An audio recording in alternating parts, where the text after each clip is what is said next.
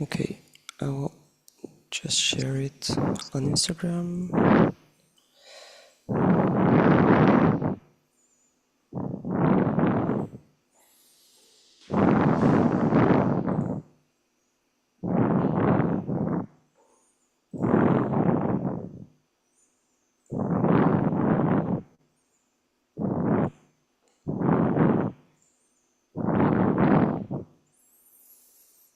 Okay, so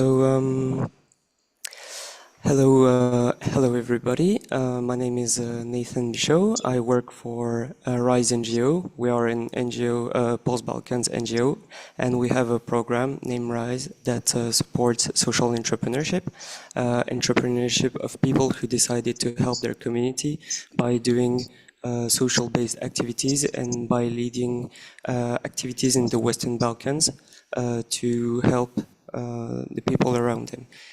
Today on this webinar, I welcome Dario Španović and Sara Žurovski, who are the creators of Soko Kamp.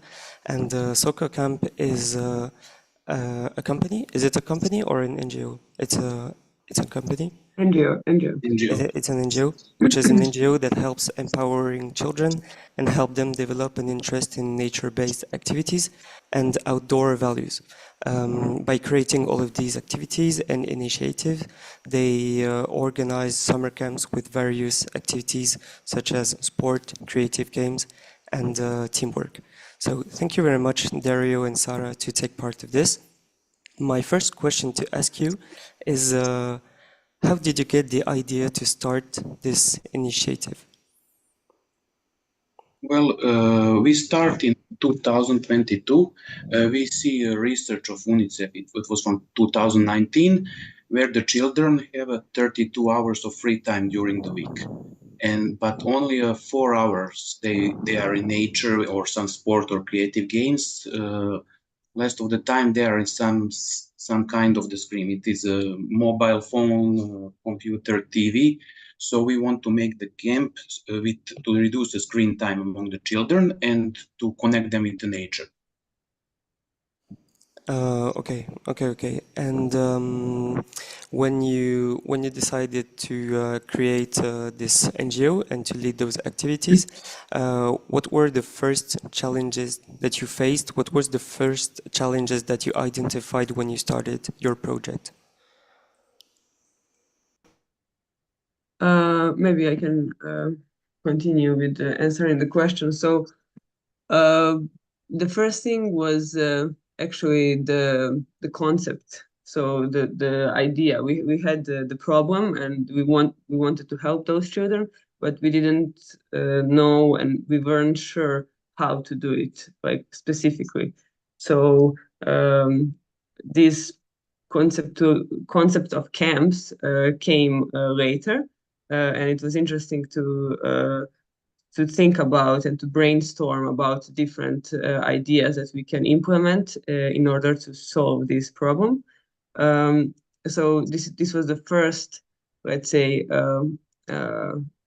task that we had to do, and to get the idea of outdoor camps during the summer, and to know that these camps are going to be like under the tents, in the tents, not just in the hotels.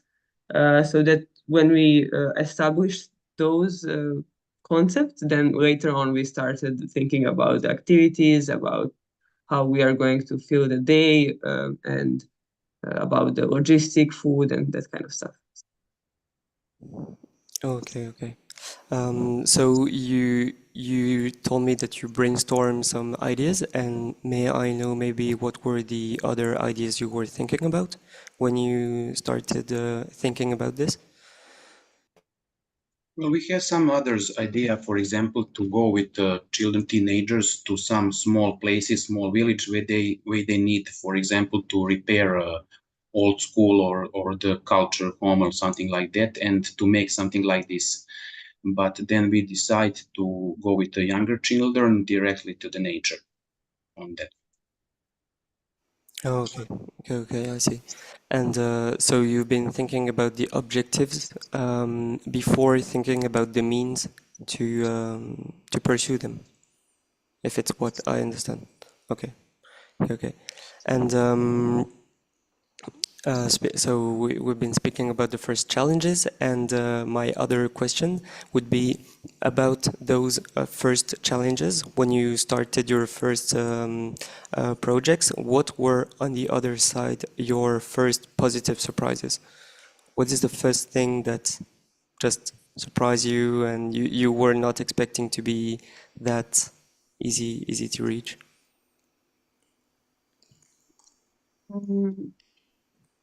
Maybe I would say for me, it was the number of parents and children that were interested in this kind of idea. So that was later on when we already launched and we set out the call for people to apply and to register for the camp. And it was very interesting to see how many parents actually wanted to know more about us and to see how they can send their children, and they were asking questions and being very curious about how we are doing it and why and what kind of activities their kids. So, and especially like in our city, which is not very big, we had a great feedback, which was very positive and encouraging for us. Yes, when we start on the first, we just put on the social media, Facebook and Instagram, and last year in May we have our promo day, and we didn't know how much children with parents will come, maybe 10 children just, or we don't know, but there was about 45 children with a lot of parents, so it was very big positive surprise to us, because it was, and then a lot of positive feedback from the parents when we say what is our plan to do with the children, and that was a big surprise. Oh yeah, I can guess it can be, but also it reflects how effective and how the children seems to be amused and pleased in your camps. And so about the promotion of your activities, did you only start doing the communication on social medias? Was it the only way you used on the beginning to promote the stuff you do? Yes, we start on social media, and also we know some parents who have children between 7 and 13 years, and we speak with them, and they speak mouth to mouth to other parents. But social media was 80% maybe. Okay. And and now in a more practical way, could you maybe describe a typical summer camp that you organize? Where you go, where do you meet the children, or to bring them here, or do the parents bring the children already in the place where you organize the camps? What is a typical week or weekend in a camp? Well, our camp are 3 nights, 4 days from Thursday to Sunday. We have a camps on Mountain Fruška Gora on the place Letenka, and there's some on Letenka. There's a lot of sport fields and also the bungalows. So we just renting the toilets and kitchens, so we can cook a fresh food for children. But we are in a tent. It starts in a Thursday 10 o'clock and finishes about Sunday 10 o'clock. And it's 25 kilometers from our town, so parents bring children to that place where we have a camp. First day, of course, is the making the tents to everything to make a camp functionized, and the children are meeting through the creative games, all the complex of Letenka where we're camping. Second day, usually after the breakfast, we go to the wood. It can be just a walking or orientation, or to know something more about the plants, animals, something like that. And afternoon, children have a lot of option. We don't have structure their time. So if somebody wants to paint, if somebody wants to go to sport, if somebody just want to take a look at birds or something like that, or to make some create some creative games, whatever they want to do. Okay, thank you very much. Maybe Sarah, would you like to add anything about this?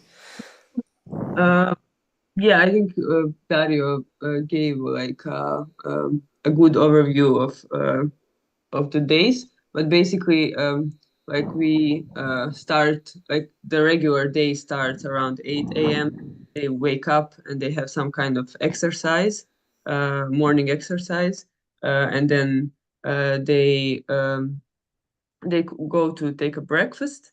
As Dario said, we are preparing the food for them, so it's not something that we um, receive from outsource. It's something that we make on the place. And after the breakfast, they usually have these morning activities and workshops, and they last until the lunchtime. And after the lunchtime, they have some kind of rest, and they can like Dario said, they can do whatever they want, just to be and explore the area of the camp, or they can play some creative games, some sports. Um, and in the evening, around the dinner, we again have some kind of activities together with the whole group, and they are depends on the group and depends on the weather and depends on the different kind of factors. We are changing it, so it's not the same every day, and we are involving and trying to make it more interesting for them, and to meet their interest and to meet their needs. And in the evening, they usually have time to take a shower, and then around 10 p.m. they are already in the tents. Oh, okay. So And it's very important to us that children don't use their cell phones on the camp. They can use just 10 minutes in the evening to call the parents, but of course, parents can call us in any time of day. And we're trying to make fresh food, vegetables, fruits, so no artificial like ketchup, mayonnaise, or something like that. okay, so healthy food without Yes, we phones try to and be a trying no to. sugar camp. Yeah. Well, that's really honorable of you, and I hope that they enjoy it. And I remember last time I have been interviewing you, you told me that the children were feeling that time goes more slowly, just because they are not all the time stimulated. What do they share about you? Do you see a difference between their reaction and behavior regarding this on the first days and on the last days? Do you see any changing in how they live the summer camps? Yes, usually the first day was for children is how to say hard day. We have a young children from 6.5, 7, 8 years old. They are first time alone without of parents. They are in a wood in a tent. So that first day, uh, they are a little bit. I can't say it's scary, but you know. But when second day they are more curiosity. They go into the wood, exploring, and third, fourth day they are totally okay with everything. Okay, that's perfect. Do you want to add anything, Sarah, maybe? Yeah, I agree. I think, yeah, you can see how they change their behavior from the first day to the last day. And it's in the beginning, it can be hard for them to get used to the environment and to be without the parents. And some of them are coming with their friends or their brothers and sisters, but some of them are coming just by themselves, and they need some time to meet other friends and other campers, other kids. But it's a great pleasure to see them the Sunday or Saturday, the last 2 days, and some of them are already asking when it's going to be the next camp and if they can come again. And it's very nice to see that how they get comfortable with us as mentors and leaders, and they get comfortable with being outside in the nature without parents, without phones, without stimulation. So yeah, it's a great result. Yeah, it must be a very great feeling. So children can come, and do some children come for multiple times to your camps? Yes, we had, yeah, we had last year we had one boy who came 2 times during the same summer. And this year we had multiple boys again. I think that a few boys who came 2 times, and they already knew that they want to come twice in the summer, so they booked 2 camps in advance. So that was and they were actually boys from the last year. So we had kids who are returning, and even if it's the same place, because we made the camp at the exact same place as last year, they didn't mind that. They just wanted to come and be part of the activities, be part of the other uh, things that we do. So yeah, this was a good sign to know that they actually uh, like it, and it was a successful story and idea. It's also for us was very interesting because our camps are for the children from 7 to 14 years. But last year, and especially this year, our much more 85% of children are from 7 to 10 years.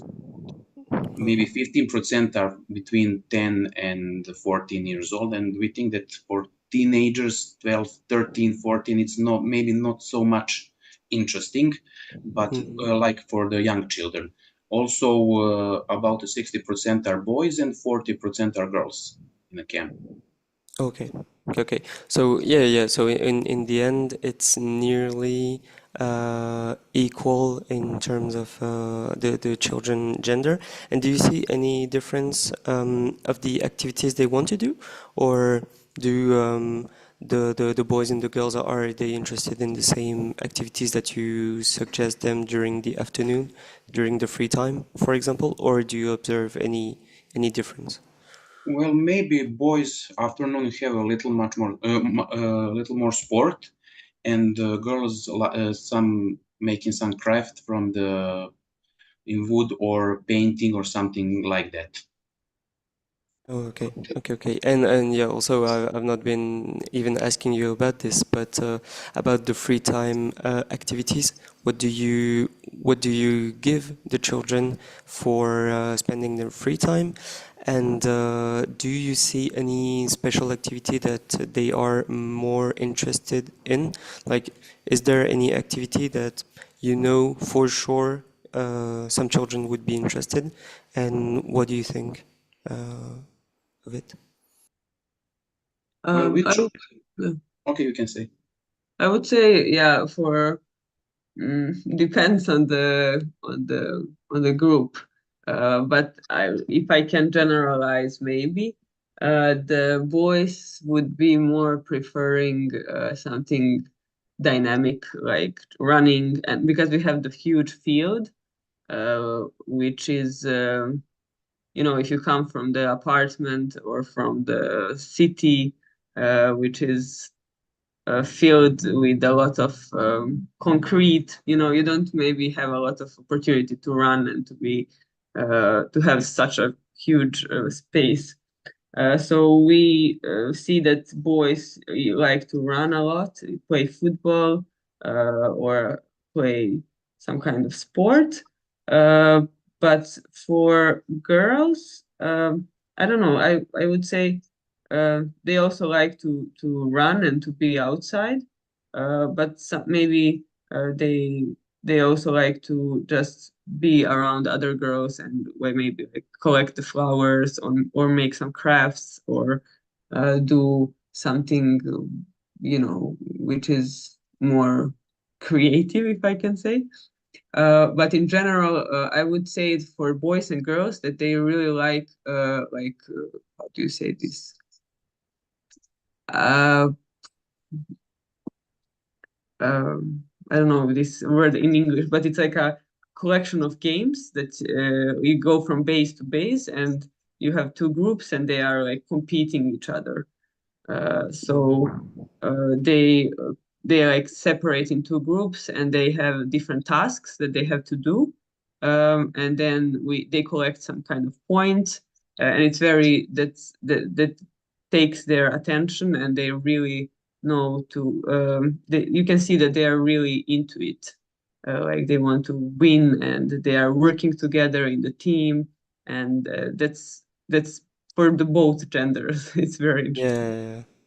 Well, it's a really nice, ideas of games, especially in places where they have all the space to play Yeah, together. space, yeah. Maybe Dario, do you want to add something? Well, maybe just to say that we are trying to make a focus on some, if we can say, old games, and the games we are make by ourselves, like cups, bowling, or something like that, to make that. And we are looking that game are equal for the boys and the girls, so they same straight or same fast you can make the game, so that boys don't have some kind of advantage of that. Okay. And now, just another question, which is very broad, and choose any answer you want. I would like to know if you ever had any unlimited resources to organize a summer camp. How, regarding what you would like it to be, would it look like? If you could choose like a camp, let's say of 1 week of children, what would be the ages of children you would be focusing on? What activities would you organize? What are the things maybe you would like to organize, but maybe you can lack some budget in something? What would it be for you, the perfect one?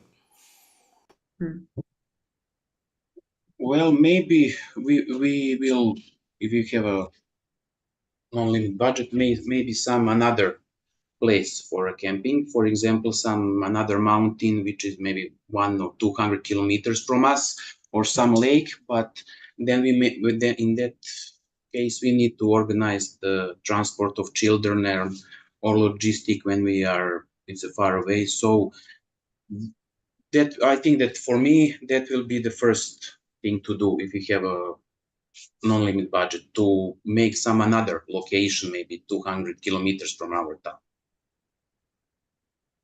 Okay. So you choose Fruška Gora because it's close to your place, and because you okay, and also we'll go back to the first question, but regarding Fruška Gora, do the people who participate in this camp live nearby, or do you have children who come all across the country? Do you have children who come from far away? I don't know, maybe from the north or from the southern regions? Well, usually the children are from our town and some local village, but this year and the last year we have children from the Belgrade or Novi Sad, which are 55-60 kilometers from the Fruška Gora, and that is the further, I think, that Novi Sad, Mitrovica, or Belgrade, from that three places. Okay. And now speaking about the theoretical perfect camp, what activities would you like to organize if you could organize anything you want? What kind of activity have you thought about organizing? And because of a lack of budget or time to organize it, you couldn't have done it. Well, maybe like much more, for example, watching bird or something like that, because monoculars, what's the English word? Binoculars. Binoculars are for us are very expensive, and we need 12, 14 binoculars, or some maybe professional book for children, for like encyclopedia with living things on Fruška Gora and our mountains, so we can give them that book to know what they are looking and something like that.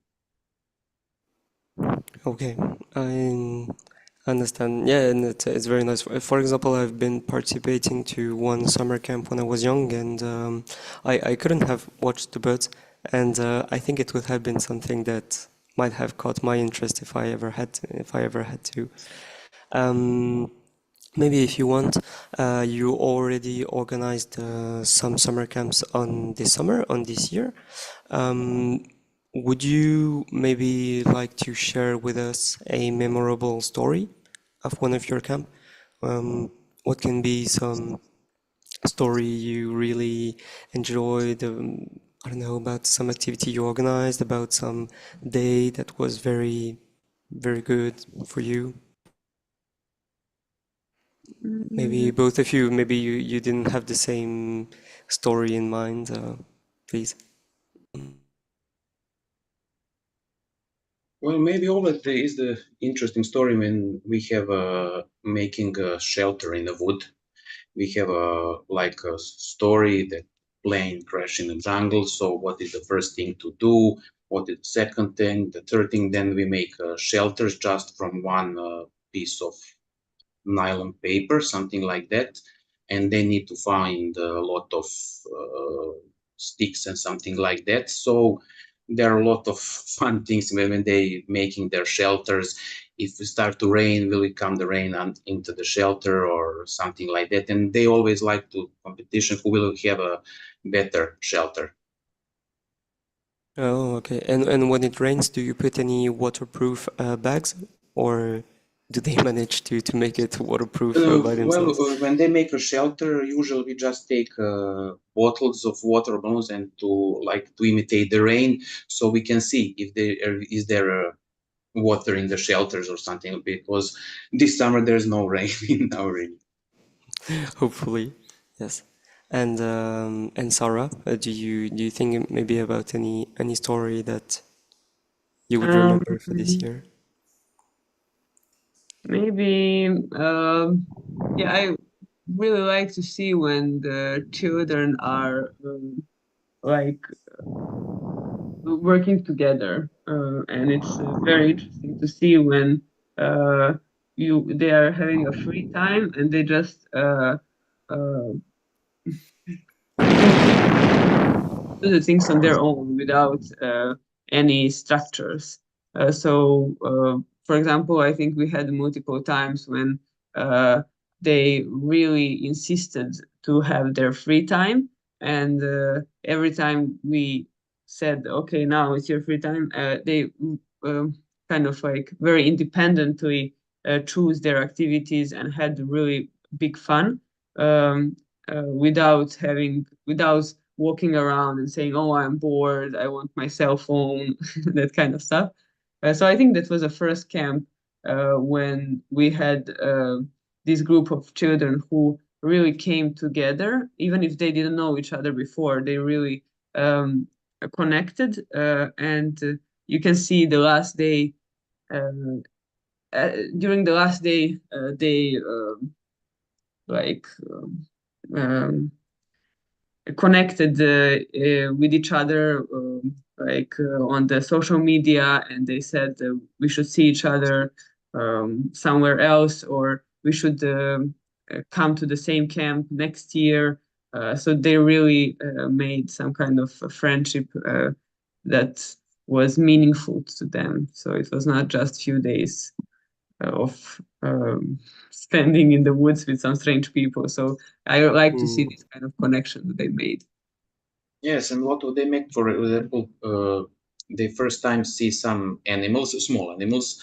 For example, they find a field mouse, and on the second camp they find a small lizard, and they make a micro habit for him and put grass, everything. And we say, okay, they can be there, but on the last day we'll set him free. And 2 or 3 days they are watching, feed him, something like that. And on the last day they release him to go. And the children are, well, 12 children see one field mouse and catch him and make them microhabit it or lizard. It was very interesting for them and for us.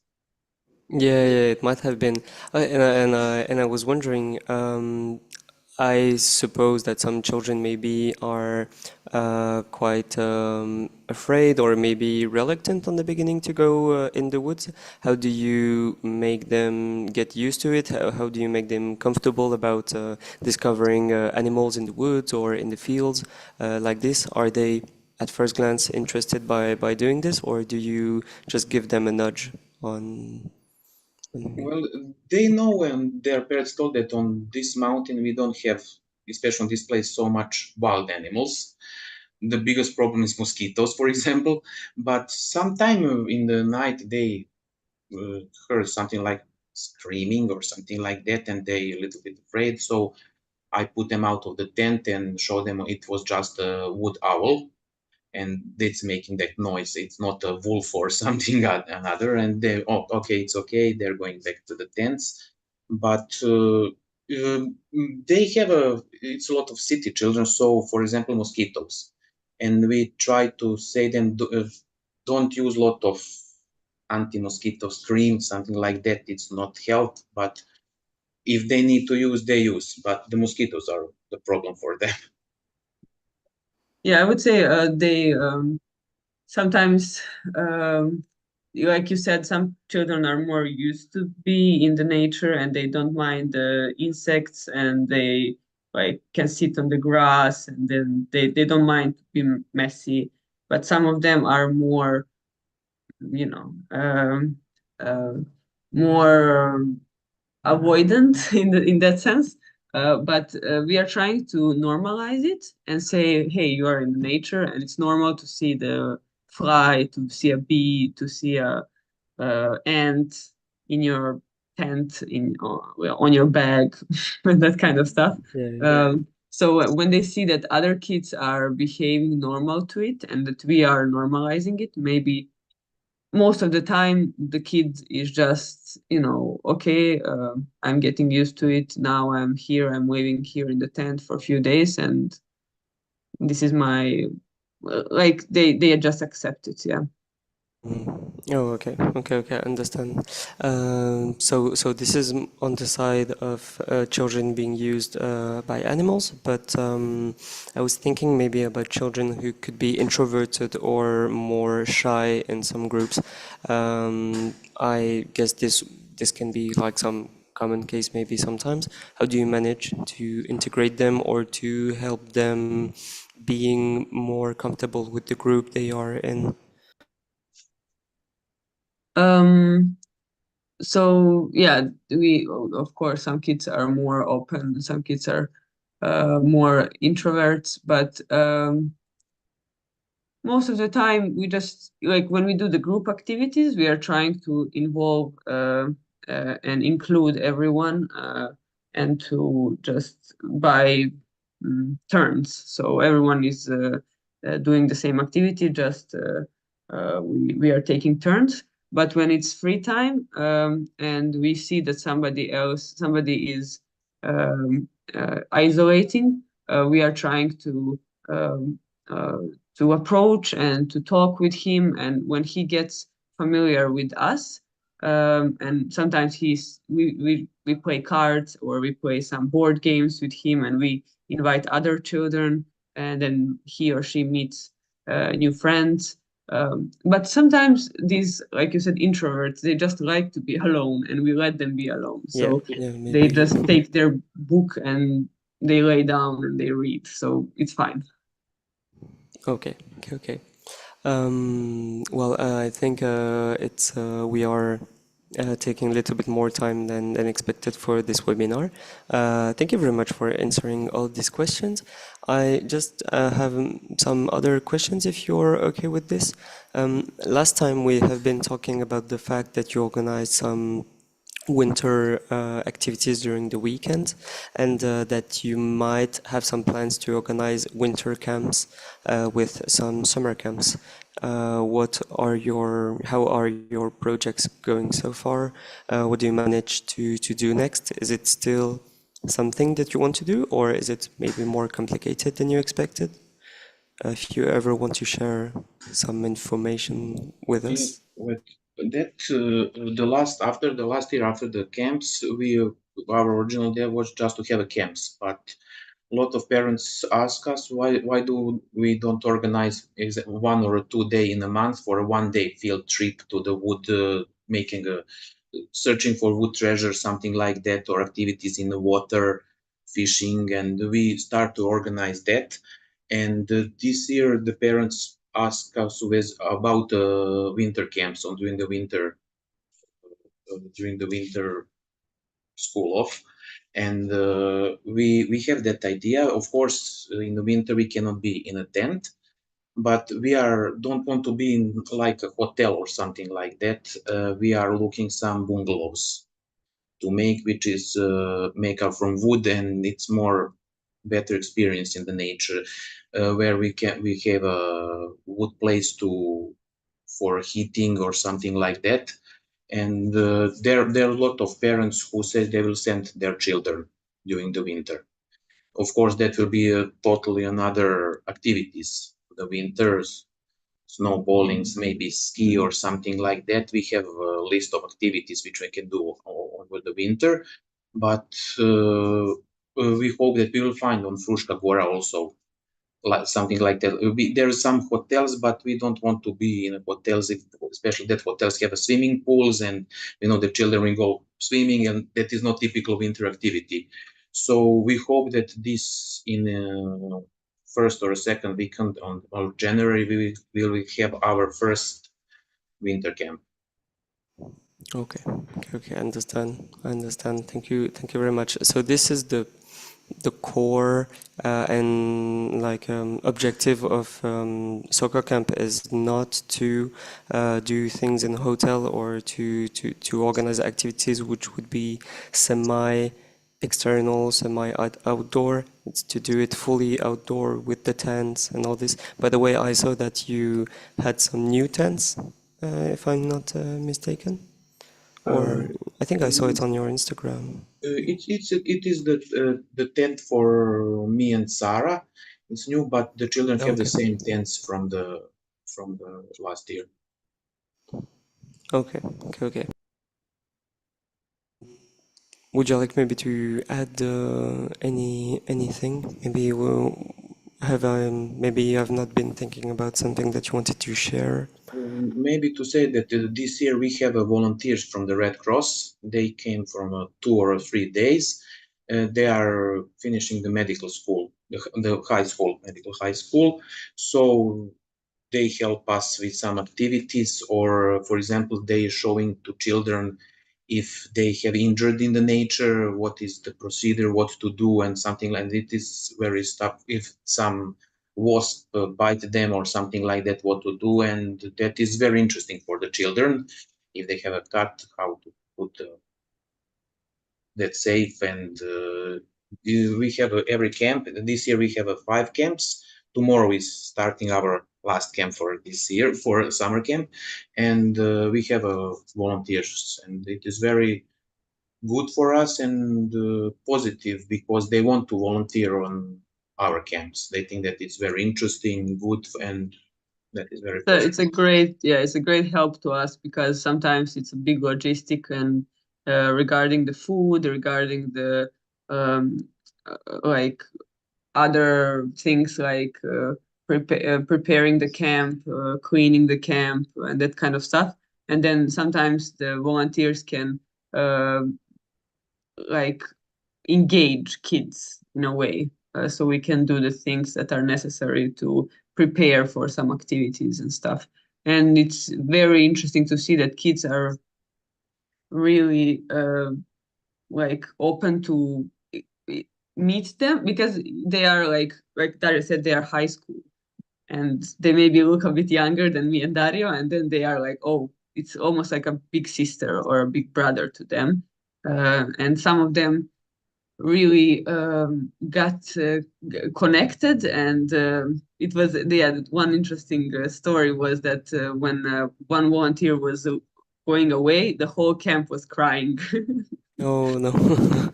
So Oh, she I'm was so like nice and so heartwarming to everyone, and she was taking care of every child. She knew all names, and she was really like liking liking her role.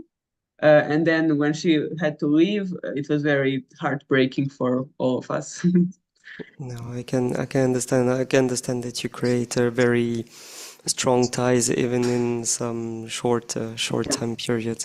And so I remember last time when we were talking, you told me that the volunteers also uh, had initiatives on organizing some activities. About the Red Cross volunteer, maybe I was wondering, did the children have any first aid activity or lesson, or what can be like, for example, could you share with us some examples of activities that some volunteers suggested and did? Yeah, apart of like just playing with kids, football and basketball and the regular sports activities or board games, they had kind of lesson of the first aid lesson, where they show kids like um, what to do when you get cut, or how to stop bleeding, or how to use the bandage, or how what you should do if you um, I don't know, get burns in your fingers, and that kind of like basic first aid stuff. And they like had this kind of makeup, so they like can draw on your hand that you're like bleeding, and then kids can use the bandage to. So it was a creative, interactive way of learning. Oh yeah, yeah, yeah. That's very nice. That's very nice to see all of those kind of initiatives, and to see also how can the volunteers be involved in your activities. Um, Thank you very much for this webinar. Thank you very much for answering to all of these questions. If you ever want to share anything, please feel free to do it. Um, if you ever have anything to say, please feel free. Thank you for inviting us, and thank you for being interested in our how we are developing and how we are growing. And yeah, we can invite people to follow us on Instagram and Facebook, and to see what we do, and to get in touch if they have some ideas for the collaboration or for something. Sure, and we'll make sure to keep promoting your activities. Thank Yes, you. and in Saturday always is an open day, so the parents can bring children, for example, for a one day. They bring them in the morning and pick up in the evening, so they can see how children will respond to the nature, to the camp. So they can, maybe they will go next year or next camp, but usually on Saturday we have that open day camp. Okay, so in Letenka? Yes, Mhm. Letenka. I guess, Yeah, okay. yeah. Okay. Well, I'll try to speak about this. Thank you very much for everything, and have a very nice day.